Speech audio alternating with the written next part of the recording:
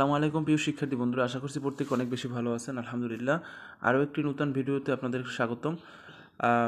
Honours প্রথম বর্ষ form পূরণের যে সমস্যাটা, সার্ভার যে সমস্যাটা, এই সমস্যাটা নিয়ে আজকে কথা বলবো।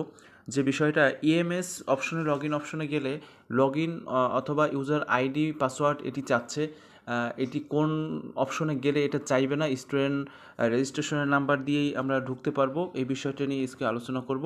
এই সম্পূর্ণ ভিডিওটি অবশ্যই দেখবেন এবং আমাদের চ্যানেলে যদি নতুন দর্শক হয়ে থাকেন অবশ্যই চ্যানেলটি সাবস্ক্রাইব করবেন। তো চলেন কথা না বাড়িয়ে আমরা দেখি আমরা কোন প্রসেসে এটা করব। এবং ফোন নাম্বার, অনেকেই প্রশ্ন করছিলেন যে ফোন নাম্বার যদি আমরা ফোন নাম্বার দিতে ভুলে গেছি বা ফোন নাম্বার দিতে পারি নাই, বা 100 টাকা অপশন আসে, 1600 টাকা যেখানে আসার কথা বা 1500 টাকা আসার কথা সেটা আসে না, এইটার সমস্যার সমাধান কীভাবে করব, এই বিষয়টা অনেকেই প্রশ্ন করছিলেন। তো সেই বিষয়টা নিয়ে আজকে আলোচনা করব এবং দেখব কোন অপশনে ঢুকে আমরা ফর্মটা পূরণ করতে পারবো। এবং তার পাশাপাশি আরেকটু বলে রাখি, আমাদের যে অপশনে স্টুডেন্ট লগ ইন অপশনে ঢোকার পরে আমরা সম্পূর্ণ সব কিছু ক্লিয়ার করার পরেও কিন্তু আমাদের ফর্মটা ডাউনলোড হচ্ছে না। এর সমাধানটা কী, এই বিষয়টি আজকে নিয়ে আলোচনা করব। চলেন সামনে দেখি। তো এটার জন্য প্রথমে আমাদের যেতে হবে কি, গুগল ক্রোম থেকে। আমি কিন্তু ফোনের মাধ্যমেই দেখাচ্ছি, যেহেতু সবাই ফোনে ট্রাই করতেছেন বাসায় বসে, এজন্য ফোনের মাধ্যমেই কিন্তু আমি বিষয়টি দেখাচ্ছি। তো এখানে NUACBD অপশনে যাওয়ার পরে এখানে দেখতে পাচ্ছেন যে স্টুডেন্ট লগ ইন, তারপরে NUEMS। হ্যাঁ, প্রথমে স্টুডেন্ট লগ ইনে গেলে কিন্তু আমরা এখানে দেখতে পারতেছি যে স্টুডেন্ট লগ ইন এবং পাসওয়ার্ড এই অপশনটা কিন্তু চাচ্ছে। এখানে না ঢুকে আমরা প্রথমে এটার মাধ্যমে ঢুকে কিন্তু আমরা রেজিস্ট্রেশন করছিলাম, কিন্তু সার্ভার আপডেট করার কারণে কিন্তু এটা এরকম দেখাচ্ছে, ইএমএস অপশনটা এরকম দেখাচ্ছে। তো এটার আমরা কোথায় যাব? NUEMS অপশনে যাব। এখানে যাওয়ার পরে আমরা এটা কেটে দেবো। কেটে দেওয়ার পরে এখানে অপশন আছে NU অ্যাডমিশন লগ ইন, এটার নিচে কিন্তু দেওয়া আছে স্টুডেন্ট লগ ইন, এই অপশনটা আমরা ক্লিক করব। ওকে, এখানে দেখতে পাচ্ছেন যে এখানে কিন্তু স্টুডেন্ট লগ ইন অপশনে যাওয়ার পরে আমরা সেই পূর্বের মতো কিন্তু রেজিস্ট্রেশন নাম্বার আমরা এখানে দেখতে পাচ্ছি, রেজিস্ট্রেশন নাম্বারটা আমরা এখানে বসিয়ে দেবো। ওকে, আমি একটা স্টুডেন্টের রেজিস্ট্রেশন নাম্বার এখানে বসিয়ে দিলাম। এখানে স্টুডেন্টের রেজিস্ট্রেশন নাম্বার বসিয়ে দেওয়ার পর কিন্তু আমাদের সার্ভারে কিন্তু ঢুকে গেল।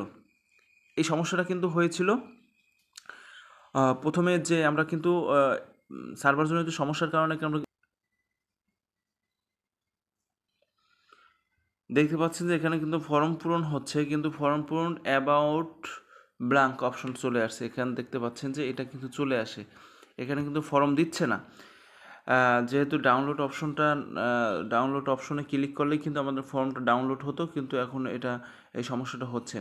তো এটা সমাধান হলো গিয়ে এখানে ডিপার্টমেন্টে আলোচনা করতে হবে। এটাই ফর্ম অবশ্যই সার্ভারজনিত সমস্যার কারণে এটা হচ্ছে, তবে আপনারা সবাই ফর্মটা পূরণ করে রাখেন।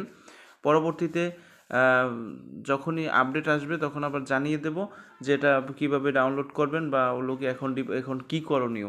এই বিষয়টা সম্পূর্ণ ডিপার্টমেন্টে ডিপেন্ড করে। ডিপার্টমেন্টে আলোচনা করবেন যে ফর্ম পূরণ হচ্ছে কিন্তু ডাউনলোড হয়নি। ওকে, দ্বিতীয় অপশন হলো গিয়ে অনেকে এই ফর্মে আমাদের রেজিস্ট্রেশন নাম্বার, মোবাইল নাম্বারের স্থানে কিন্তু রেজিস্ট্রেশন নাম্বারটা দেওয়া আছে, সেখানে কিন্তু আমাদের মোবাইল নাম্বারটা দিতে হয়। এখন মোবাইল নাম্বারটা কি না দিলে কোনো সমস্যা হবে? মোবাইল নাম্বারটা আমরা দিতে পারি না, বা মোবাইল নাম্বারটা না দিলে কোনো সমস্যা হয় কি না, এই বিষয়ে অনেকেই প্রশ্ন করেছিলেন।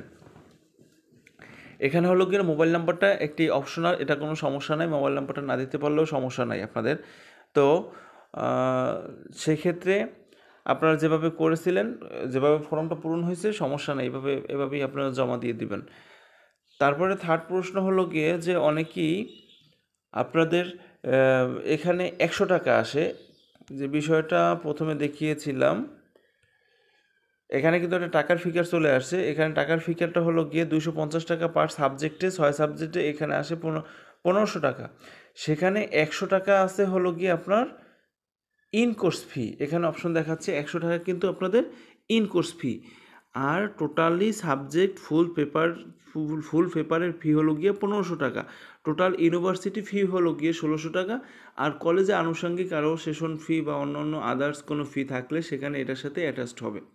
কিন্তু ইউনিভার্সিটি ফি হলো গিয়ে টোটালি 1600 টাকা। 1500 টাকা হলো গিয়ে সাবজেক্ট ফি এবং 100 টাকা হলো ইন কোর্স ফি। সেক্ষেত্রে আমাদের 100 টাকা দেখাচ্ছে, হয়তো বা এই 100 টাকা ইন কোর্স ফিটা দেখাচ্ছে বা টোটালি আসতেছে না, সমস্যা নাই। এই বিষয়টা হলো কি, আপনি যখন হলো গিয়ে ব্যাংকে জমা দিবেন অথবা আপনি মোবাইল ব্যাংকিংয়ের মাধ্যমে জমা দিবেন, এটা ঠিক হয়ে যাবে। এটা অটোমেটিকলি আপনাদের টাকার ফিগার চলে আসবে। তো এটা এই পর্যন্তই। সার্ভারের সমস্যার কারণে আমাদের নানা ধরনের সমস্যার সম্মুখীন আমরা হচ্ছি। তো আপডেট আসলে হয়তো বা এটা ঠিক হয়ে যাবে। তো ভিডিওটা এই পর্যন্তই। সবাই ভালো থাকবেন, সুস্থ থাকবেন এবং আমাদের সাথে থাকবেন। নতুন আপডেট আসলেই আমরা সাথে সাথে আমরা জানিয়ে দেবো এই চ্যানেলের মাধ্যমে। তো সবাই ভালো